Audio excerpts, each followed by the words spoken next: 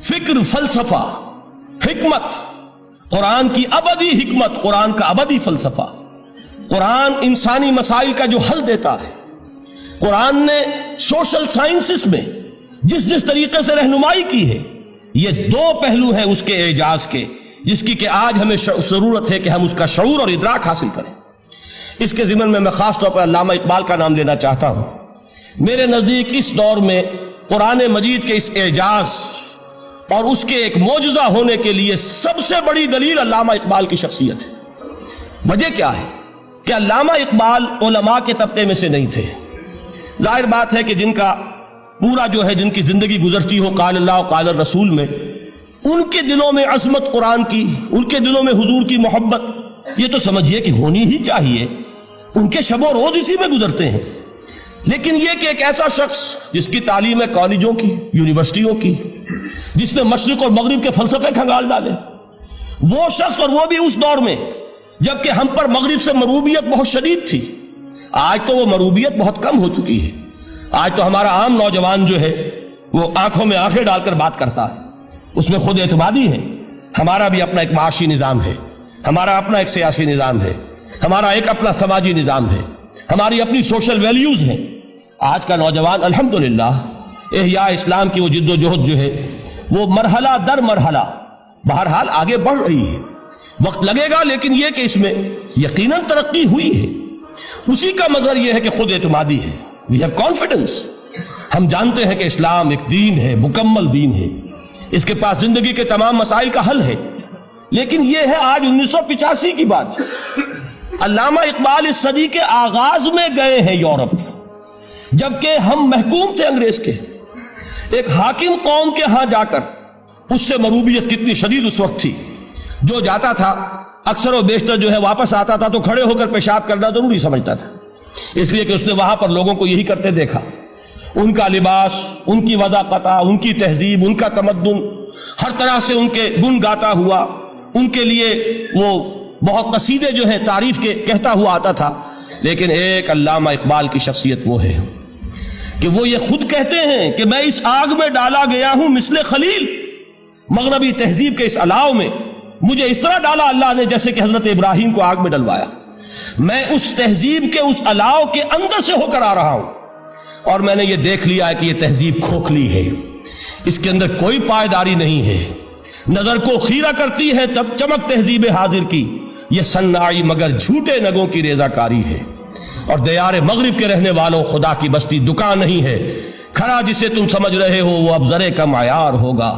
तुम्हारी तहजीब अपने खंजर से आप ही खुदकुशी करेगी। जो शाख नाजुक पे आशियाना बनेगा ना पायदार होगा। अब आप अंदाजा कीजिए, वो शख्स जो बुनियादी तौर पर फलसफी है, फलसफे का तालिब इल्म है, वो जर्मनी और इंग्लिस्तान में जाकर फलसफे खंगालने के बाद उसे अगर तस्कीन हासिल हुई, उसकी जो इल्म की प्यास थी अगर उसे सेरी हासिल हुई तो सिर्फ कुरान के जरिए से।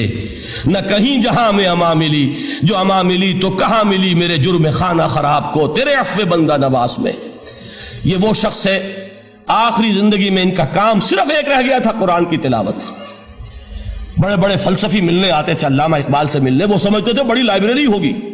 जैसे बड़े वकील, उसकी लाइब्रेरी आपको मालूम है कितनी जिल्दें रखी होंगी, खूबसूरत जिल्दें बनी हुई।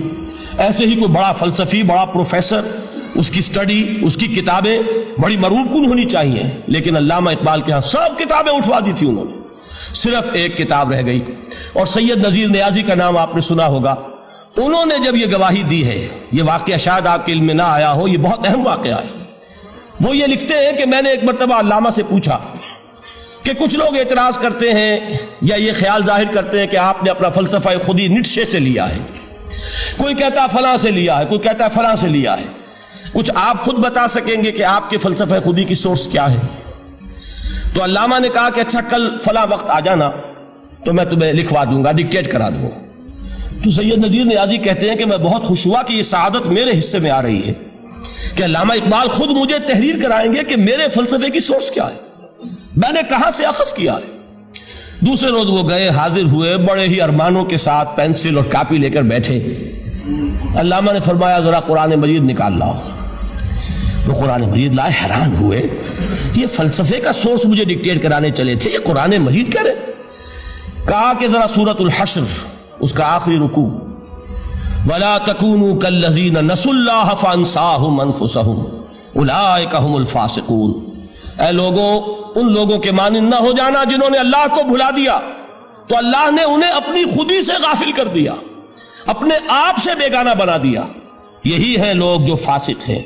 علامہ نے کہا میرے فلسفے کی سورس یہ ہے۔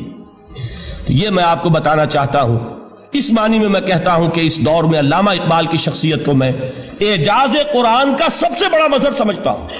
ایک شخص 20ویں صدی عیسوی کی شخصیت، اور پھر یہ کہ وہ کہیں مسجد اور کسی مدرسے کے ماحول میں پلا بڑھا نہیں ہے، بلکہ اسکولوں اور کالجوں میں اور یونیورسٹیوں میں، اور صرف ہندوستان میں نہیں، انگلستان اور جرمنی کی یونیورسٹیوں میں رہا، جس نے اپنا لوہا منوایا ہے۔